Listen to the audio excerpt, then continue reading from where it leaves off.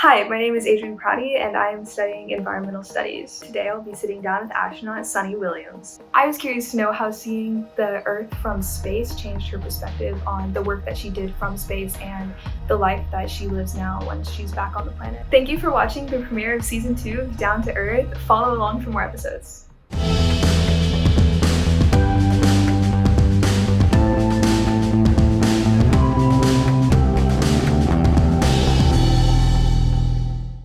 So I have a few questions, as you might guess. And to start with, I'd like to know, what is one thing about living and working in space that most people who have never been to space might not know about or understand? Well, that's a good question, and I'm not just saying that to fill time.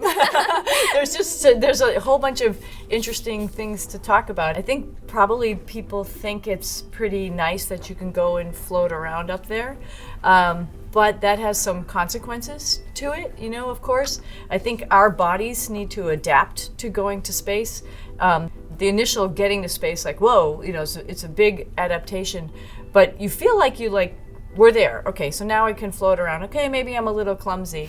But I think what people don't recognize is your whole being starts to adapt, and it does take time. Folks had said in the past that maybe a month. I didn't believe it. I think most people don't believe it, but you can really see how people become so natural up in space after about a month and how smoothly they fly.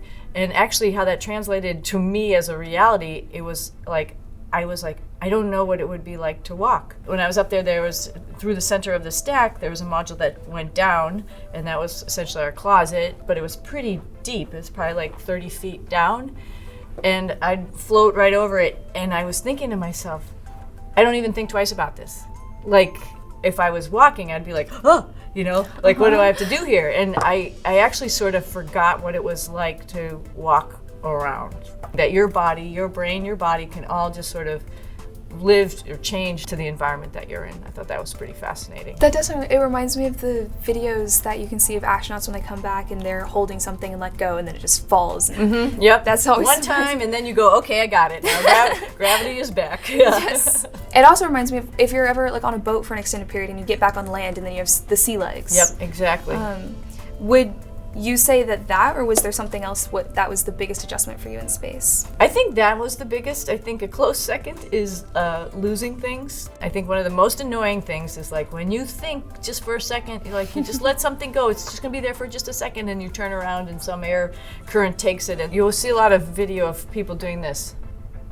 And that's because they're looking for something, and that's, I think, one of the most annoying things about being in space. And so good pants, or good flight suit like this with lots of pockets is really beneficial. What is it like once you're in orbit, seeing Earth from the first time from so far away? Ridiculous. It's awesome. I was actually on the middeck of the space shuttle Discovery that took me up there, and I was working in, we got to space, and things start floating, and that was fun, and I'm chuckling about that. And the commander and the pilot up in the front seats of the shuttle, the commander said, Sunny, come on up. And so I flew up there, and he gave me my little wings, and what was more impressive, I was like, oh, that's nice, but looking out the window, I was like, oh my God, there's Earth, and it's round. It's like they were right. It's super cool, and it's just seeing that planet, in that view is just amazing, and you just can't get sick of it. Every opportunity, I think everybody has who lives on the International Space Station. We have this amazing cupola window now. We have 2 windows that look out by the gem, so you could see the curvature of the Earth from those 2 venues, and it's just compelling. I mean, you can spend all day sitting there watching our planet. Another transition, sort of like your body adapting. Initially, I was always trying to find places that I knew, of course, like Houston, or where I grew up in Massachusetts, or where my dad was from in India, highlighting little pieces and parts of the Earth for the people, which is, of course, very important. Mm-hmm. But after time, I think I started getting more joy out of looking at our planet as a planet. Like watching algae blooms, and all of a sudden in the ocean someplace there's this huge, amazing blue spot, or how the ice forms and flows up in the North Atlantic with swirls, or how the clouds are moving.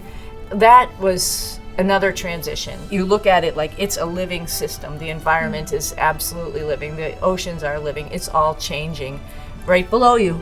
It seems like, as we sit here on Earth, we don't see all that happening, but when you look at it from that, macro perspective, finally, it took a little while, but that's how I viewed Earth. It's a pretty cool planet. And I'm sure it's even more because it's not just the still picture, you're watching it just like grow and transform right in front of you. Right in front of you, yeah. Before you saw it from that perspective, did you have any expectations about what you were going to see? Yeah, of course. I mean, I was, whenever I would get a little bit bummed out here for some whatever reason, missing my family or whatever, I would take a little trek over to Space Center Houston and watch an IMAX movie and go, wow, there's some pretty cool views, but it doesn't even do it justice. I mean, it gave you a foundation, a baseline of what you might see, but when you actually see it for your own two eyes, one of the reasons I feel like everybody on this planet needs to take a lap around our planet. Go to space, take a lap, and just look out the window, come back, it'll change your view of things, your perspective.